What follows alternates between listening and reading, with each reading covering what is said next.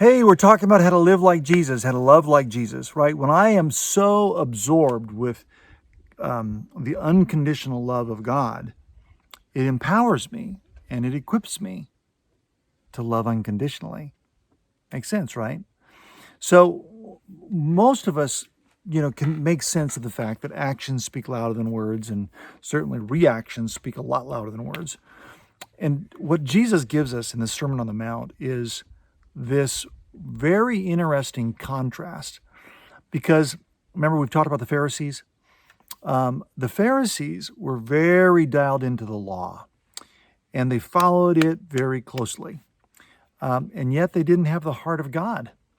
So that's kind of scary. That means someone can know the Bible and not know the author of the Bible. That's pretty spooky. So we want to hear the heart of the law. We want to know the author of the law, which is God.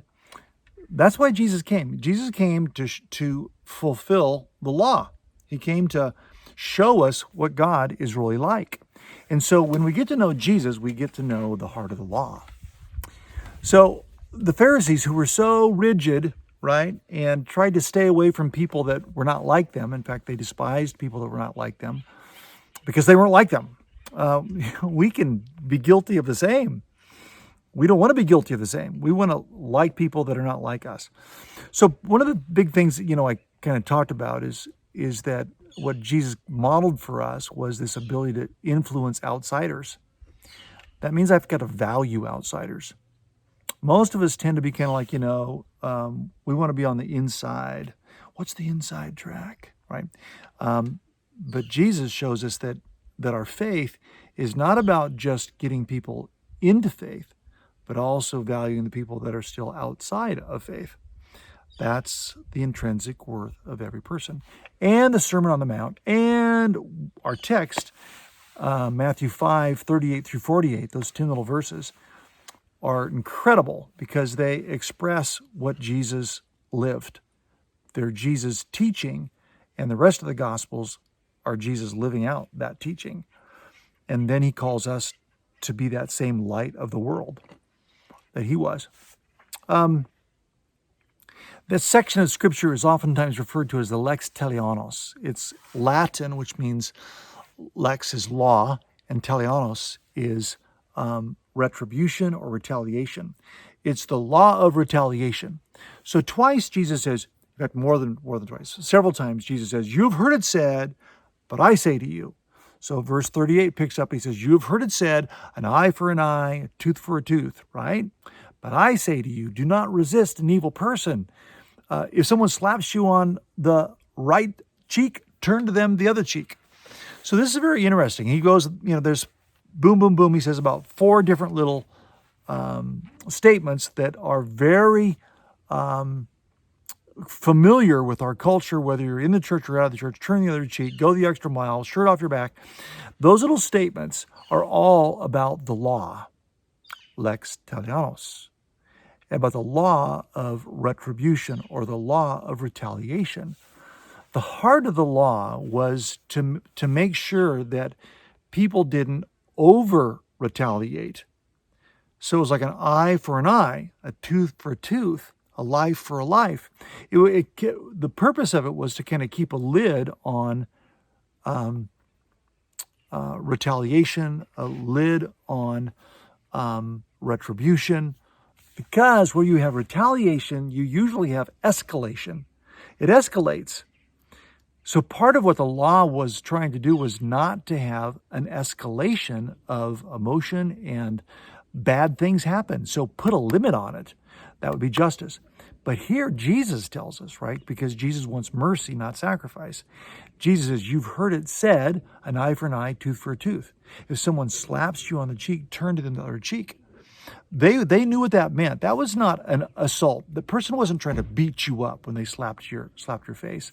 It was, and the slapping on the right side of the cheek, because most people, including people in that day, were right-handed. It would be the back of their hand, right? If they're going to hit the right side of my cheek, it's going to be a backhanded slap. That was not an assault. It was an insult.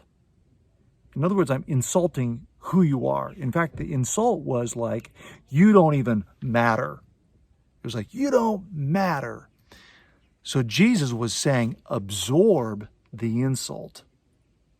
Don't let retaliation move into escalation.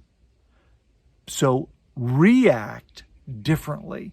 Instead of slapping back, reactionary, give such a positive reaction that it draws the person in to recognizing, who are you? So boom, boom, boom, boom. Jesus gives these things, right? Go the extra mile.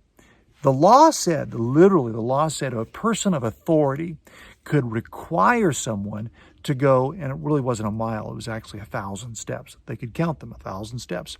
So a dignitary, a person that was an official, could commandeer you for a day, or you for however long it took to go 1,000 steps, and you had to do it.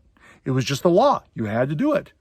Jesus says, even though by law they can require you to go 1,000 steps, go an additional 1,000 steps. Why? Because they're going to say, who would do that? Who would turn their cheek? Who would go an extra mile? Who would not only give them the shirt off their back, but their coat as well? And the idea of the shirt off your back was they literally the legal system. A lot of people were poor. They didn't. You could sue them, but they didn't have anything. But they had a shirt. Well, if that's all they had, you could take the shirt off their back. He says, not only give them the shirt, give them your cloak as well.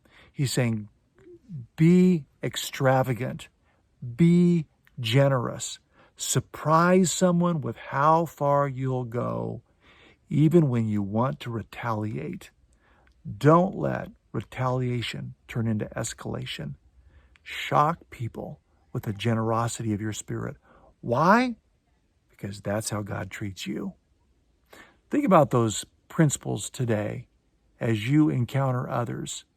Let your action and your reactions speak louder than words about your values. I'll see you tomorrow.